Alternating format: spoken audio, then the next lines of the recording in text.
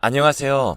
아직도 생각만 하면 소름 끼치고 인간으로서 어떻게 이런 일을 저지를 수 있을까 하는 마음에 사연을 적게 되었습니다.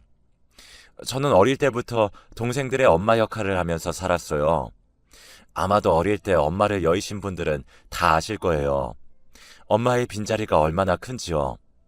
그런데 그 상황에서 동생들까지 밑으로 줄줄이 달려 있으니까 너무 힘들더라고요. 언니, 엄마는 왜 집에 안 오는 거야? 엄마 어떻게 됐어? 하면서 아무것도 모르는 동생들은 저에게 엄마의 행방을 물었습니다. 엄마는 유방암으로 투병을 하시다가 돌아가셨거든요. 엄마는 자식들한테 패기치고 싶지 않다고 하면서 말기 때까지 계속해서 아픈데도 병을 숨기셨어요. 첫째인 제가 뒤늦게 그 사실을 알았고 찬찬히 엄마의 죽음을 준비했죠. 지금부터 준비를 안 하면 엄마가 없어졌을 때 제가 혼자서 동생을 키워내지 못할 것 같아서요. 아마도 엄마의 죽음을 준비하면서부터 감성적이었던 제가 처절하게 이성적으로 변했고 현실에 집중하기 위해서 노력을 했었던 것 같아요. 그래서 엄마가 돌아가신 이후로 저는 눈물을 안 흘렸지만 그냥 평범한 날 갑자기 눈에서 눈물이 쏟아지는 경우가 많았죠. 나 진짜 왜 이러지 하면서 손도 막 떨고 그랬습니다. 하지만 동생들이 있기에 제가 언제까지나 어리광을 부리거나 눈물로 현실을 도피할 수 없었어요. 그래서 공장에 나가서 일을 하기 시작했고 제 친구들은 저와 달리 자기가 하고 싶은 길을 찾아서 묵묵하게 걸어가는데 저는 그러지 못했습니다. 동생들에게 엄마 노릇을 하느라 매일 공장 3교대로 몸이 지쳤고 몸이 지치다 보니까 마음도 지치기 시작하더라고요. 어두운 10대 시절을 지나서 동생들을 다 키우고 출가시킨 저는 그제서야 자신을 돌보기 시작했어요. 문득 제 과거를 돌이켜봤을 때 저는 너무나 한심스러운 사람이었고 무엇 하나 이루어놓은 것 없는 그저 나이만 든 바보였더라고요. 나는 진짜 왜 이럴까? 왜 이렇게 내가 살아야 하는 걸까? 하면서 하루에 수십 번도 더 후회가 밀려왔습니다. 정말로 외로움에 사무쳐서 죽을 것만 같았어요. 어떻게든 버텨보자 했지만 사실 그건 쉽지 않았습니다. 결국 우울증이 오게 되었고 집에만 누워 있었어요. 그걸 알게 된 동생들은 언니, 지금 이러한 상태 우리 때문에 된 건데 우리가 책임질게. 언니는 걱정하지 마. 우리한테 의지해. 하면서 다 큰 동생들이 십시일반 돈을 모아서 저에게 용돈을 주기 시작했습니다. 저는 동생들이 그런 마음씨가 너무너무 이뻐 보였고 또 좋았어요. 참 이런 애들을 내가 키우려고 이 고생을 했구나 하면서 다시 일어나기 시작했습니다. 어두컴컴하고 마치 기계의 부속품이 된 것 같은 기분을 느끼고 나니 그 공장으로는 두 번 다시 들어가기 싫더군요. 그래서 이를 꽉 깨물고 공장에 들어가지 않고 서울의 한 식당가에서 일하기 시작했습니다. 상대적으로 나이가 어린데 나이가 지긋하신 어르신들이 많이 모여있는 식당에서 일하니까 사람들이 저를 이뻐해주기 시작했어요. 그때 한 아주머니께서 저를 보시더니 아이고 이렇게 고운데 이렇게 어린 나이부터 어찌 이런 고생을 하면서 사는 거야? 많이 힘들면 우리 가게에서 일해봐. 우리 가게 진짜 일하기 편해. 딱 보니까 아가씨 하는 행동들이 너무나 이쁘고 사랑스러워서 내가 뭐 이것저것 챙겨주고 싶을 정도네. 응? 하면서 저에게 일자리를 제안하는 거였어요. 솔직히 식당 일하면서 국밥 옮기고 설거지하느라 손목이 부러질 듯이 아파서 당장이라도 집에 가고 싶은 심정이었거든요. 그래서 저는 그분께 정말로 진심으로 일자리 제안하시는 거예요? 그러면 제가 거기서 일해도 될까요? 하면서 조심스럽게 물어보았습니다. 어머, 장난으로 하는 말 아니야. 아, 진짜로 내 딸 같고 너무나 열심히 일하는 게 기특하기도 해서 그래서 우리 가게에서 일했으면 좋겠다 싶어서 말한 건데 여기 내 번호 있지? 이걸로 연락하고 저 사거리 길 건너서 있는 노란색 간판이 우리 가게야. 오늘 퇴근하고 들려. 어떤 일을 하는지 설명해 줄게. 라고 말을 하더라고요.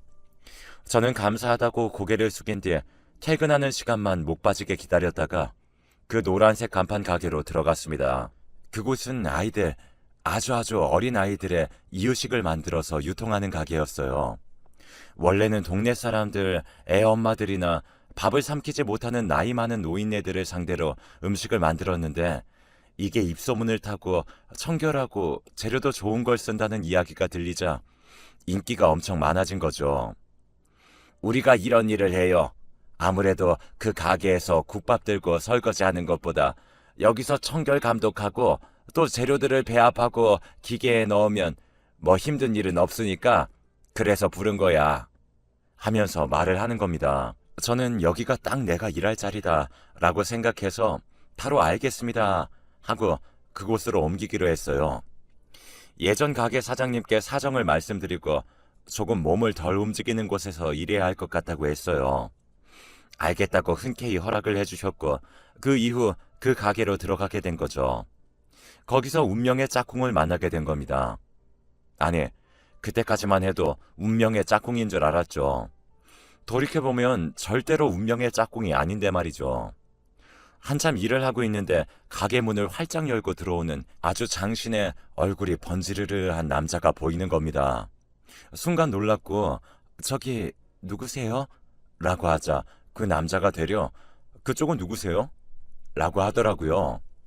저 여기 일하는 사람인데요? 라고 하니까 그 남자는 여기서 일하시는 분이시구나. 저 여기 사장님 아들입니다. 온라인 유통 맡고 있어서 대부분 재택으로 근무하고 있고요. 못 보던 사람이라서 좀 놀라신 모양인데 집에서 일해도 가끔씩 재고랑 물건 파악 때문에 가게 출근하니까 얼굴 익혀두시는 게 좋을 거예요. 어머, 아들 왔어? 이번에 내가 새로 채용한 직원이야. 둘이 나이도 비슷하니까 낯가리지 말고 사이좋게 지내? 라고 하면서 사장님이 창구에서 나오는 겁니다. 사장님 아들이시구나. 이렇게 잘생기고 키도 큰 사람이 아들로 있으니까 얼마나 든든할까. 또 저런 남자는 누가 데려갈까 하면서 곰곰이 생각에 빠졌습니다. 조금은 울적하기도 했어요. 나도 좋은 부모님 밑에서 자랐다면 지금쯤 저 남자처럼 멋진 남자와 연애하면서 행복하지 않을까 하고요. 그런데 이상하게 그 남자가 일주일에 한 번 온다고 했는데 계속 출근을 하는 겁니다. 온라인 유통 담당하셔서 대부분 재택근무하신다고 하시지 않으셨어요? 제가 잘못 들은 걸까요? 라고 하자 얼굴이 벌개지면서 그냥 나와서 일하고 싶었다고 하며 얼버무리더라고요. 왜 저러지 하면서 어버버한 그 남자에게 어떻게 할지를 몰랐습니다. 그렇게 조금은 어색한 침묵이 흐르던 그때 갑자기 그 남자가 제 번호를 물어보더라고요. 일 끝나고 할 거 없으시면 맥주 한 잔 먹자고 물어봤어요. 저는 진짜 너무 놀랐지만 놀란 마음을 숨기고 좋다고 알겠다고 하면서 뭘까 생각했습니다. 그렇게 그 남자와 저는 퇴근을 하고 따로 만나기 시작했고 어느 순간 저희는 연애를 하고 있더라고요. 저는 평생 공장에서 일하면서 동생들을 키우느라 아무것도 못했는데 갑자기 남자친구가 생기고 주말에 더 이상 혼자 안 있어도 되니까 행복한 감정들이 생기는 겁니다. 나도 남처럼 결혼하고 싶다. 시어머님도 너무나 좋으신 분 같고 이런 분 밑에서 일하면 진짜 행복할 것 같아. 평생 가족이 되고 싶어. 그러니까 남자친구는 말하더라고요. 제가 정말 착하게 자기 엄마 가게에서 일하고 조용조용한 성격이 너무나 마음에 들었다고. 그래서 용기 내고 번호 물어본 거고 원래 집에서 근무해도 되는데 일부러 나온 거라고 하면서요. 감동이었죠. 누군가 나를 좋아해줘서 용기를 내준다는 것 자체가 저에겐 커다란 행운이었고 놓치고 싶지 않은 기회였습니다. 저보다 나이가 조금 많았던 남자친구는 이미 저 모르게 저와의 결혼을 생각해 뒀더라고요. 그래서 본인의 엄마한테 저와 교제를 한다는 사실을 말했고 청혼할 거라고 미리 언지를 해두었던 것입니다. 나중에 사장님이 저에게 와서 우리 아들이랑 사귀냐고 물어보더라고요. 저는 조금 당황했고 아무래도 저 같은 사람이 자기 아들이랑 사귄다는 사실을 말하면 어느 부모가 좋아할까 싶어서 저는 당황해서 식은땀을 흘렸습니다. 그런데 의외로 어머님은 아주 쿨하게 우리 아들이 다른 부분에서는 아직 많이 부족한데 이런 아들을 사랑해주는 우리 직원이 진짜 이뻐 보이네. 얼굴에 긴장한 거 풀어. 내가 뭐라고 한마디 할까봐 그렇게 긴장한 거야? 우리 아들이 맨날 집에서 여자친구랑 결혼하고 싶다고 하면서 노래를 부르는데 뭐 난 터치 안 할 테니까 둘이 한번 잘해봐 라고 말하는 겁니다. 저는 정말 다행이라고 생각하고 가슴을 쓸어내렸습니다. 욕을 엄청 먹을 줄 알았거든요. 네가 뭔데 직원 주제에 우리 아들이랑 사귀냐고, 우리 아들이 얼마나 대단한 줄 아냐, 뭐 이런 말들로요. 다행스럽게도 그런 일은 벌어지지 않았고 마음 편하게 연애를 지속할 수 있었습니다. 그러다가 남친이 저에게 청혼을 했고 제가 그 청혼을 받으면서 저는 그 집의 며느리가 되었어요. 어머님이 워낙에 장사로 돈을 꽤나 많이 벌어놓으셔서 좋은 집에 살고 계셨고 이에 비해 저와 남편은 아직 준비된 게 없어서 조금은 눈치가 보이지만 시댁살이를 했습니다. 그런데 걱정하는 것과는 달리 저는 정말로 시댁살이가 너무너무 행복했어요.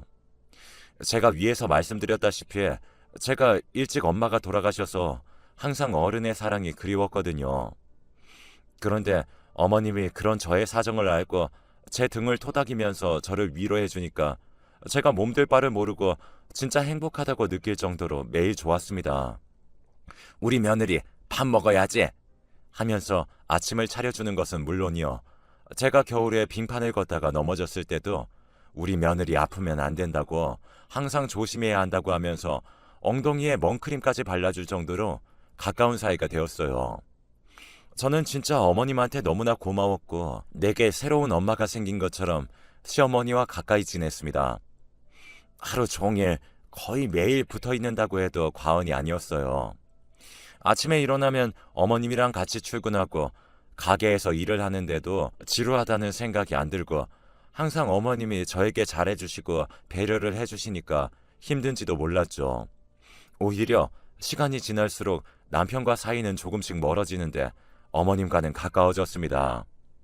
결혼을 하고 나니까 연애 때는 안 보였던 것들이 점점 조금씩 보이기 시작했고 머릿속이 혼란스러워졌어요.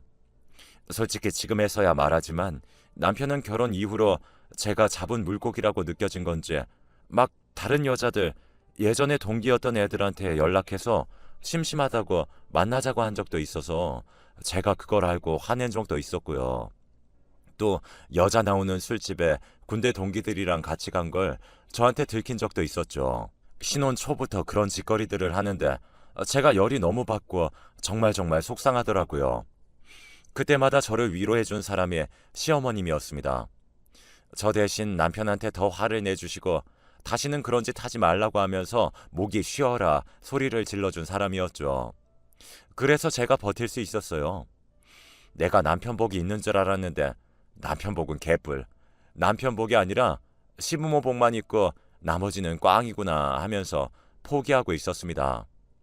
그런데 그때 남편이 무슨 헛바람에 든 건지 사업을 하겠다고 이제 온라인 유통은 다른 사람한테 맡겨버리라고 하는 겁니다. 저는 갑자기 무슨 소리냐고 당신이 하던 일을 누구한테 맡기냐고 하며 완히 벙벙한 표정을 지었고 남편은 모르겠다고 알았어? 라고 하면서 자기 사업을 시작해버렸습니다. 아무래도 속으로는 자기 엄마는 가진 것도 없는데 자기보다 돈을 많이 벌고 그런 게 부러웠던 모양이죠. 저는 참 지 엄마한테 질투를 느끼는 사람도 있구나 하며 그런 남편의 행동이 하나하나 더욱더 보기 싫어졌습니다.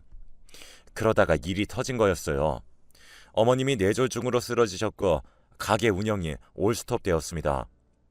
다행히 긴급수술로 혈관을 뚫고 상황을 안정시켜 목숨을 건질 수 있었어요. 하지만 후유증으로 반신마비가 오게 되었고 집에서 간호를 해야 하는 상황이 되어버렸습니다. 저는 일을 그만두고 친엄마 같은 어머님을 돌보기 시작했어요. 일주일마다 언어치료, 물리치료를 해드리려고 힘든 몸을 이끌고 병원에 가는 그 순간에도 남편은 자기 사업하느라 바쁘다고 얼굴 한번 비치지 않더군요. 뭐 이런 망나니가 다 있나 싶었습니다. 저놈이 사람 새끼인지 지 먹고 살기 바쁘다고 지 엄마 쓰러졌는데도 남 취급을 하는데 진짜 지긋지긋하고 확 이혼해버리고 싶다는 생각이 간절했어요. 그래도 어쨌든 일은 해야 하니까 남편과 제가 교대로 번갈아 가면서 어머님을 간호했습니다. 그러다가 남편 사업이 폭삭 망하면서 집안에는 계속 남편이 있게 되었습니다. 그래서 저 대신에 남편이 더더욱 어머님을 많이 간호하기 시작했어요. 저는 어머님 가게를 어떻게든 계속해 보겠다고 안간힘을 쓰느라 매일이 짐 빠지는 날이었죠. 일하고 돌아온 날에는 어머님 손을 잡으면서 어머님, 이렇게 힘든 일을 어떻게 혼자서 이루어내신 거예요?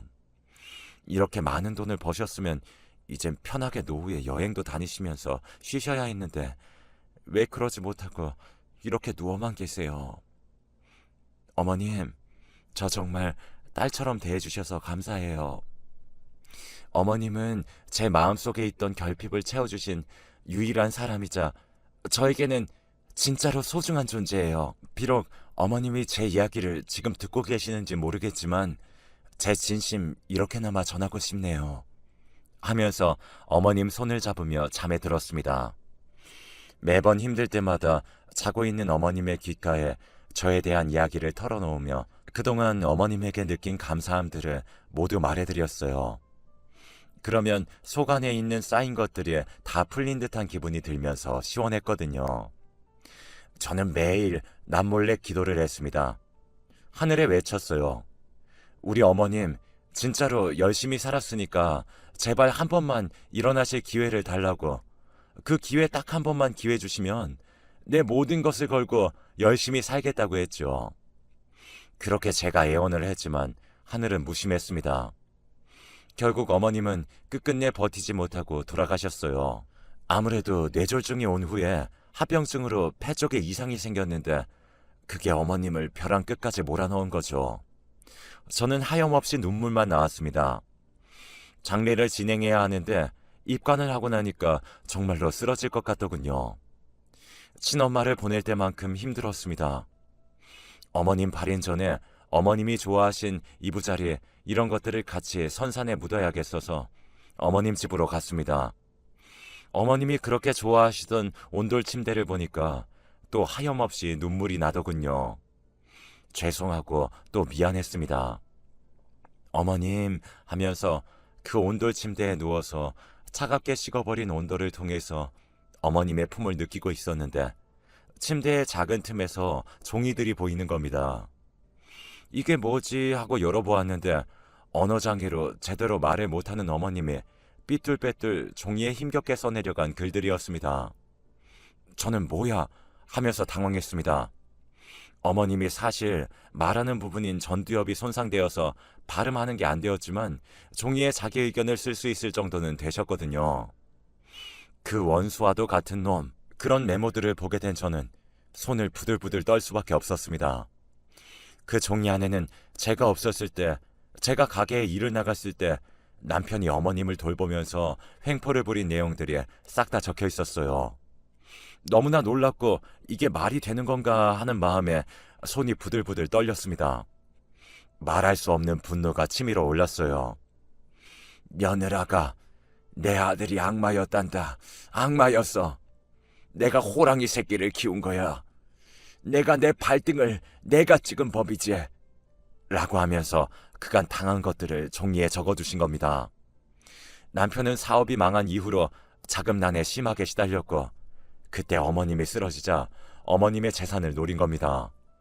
맨날 어머님이 누워있을 때 엄마 빨리 안 죽고 뭐하냐고 지겨워 죽겠다며 하루빨리 사망하시라고 하면서 저주를 퍼부었고 심지어는 안 보이는 곳을 퍽 때리기도 하면서 사람에게 엄청나게 스트레스를 준 겁니다.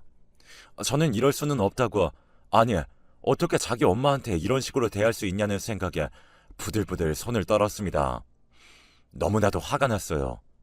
어머님은 자신의 재산이 아들한테 가면 이거 큰일 날 게 뻔하니까 자기 앞으로 되어 있는 가게는 지금 매니저를 맡고 있는 며느리한테 넘기고 아들한테는 절대로 한 푼도 주지 않겠다는 것을 쓴 그 종이를 제 서랍 안에 숨겨두었다고 써놓으신 겁니다.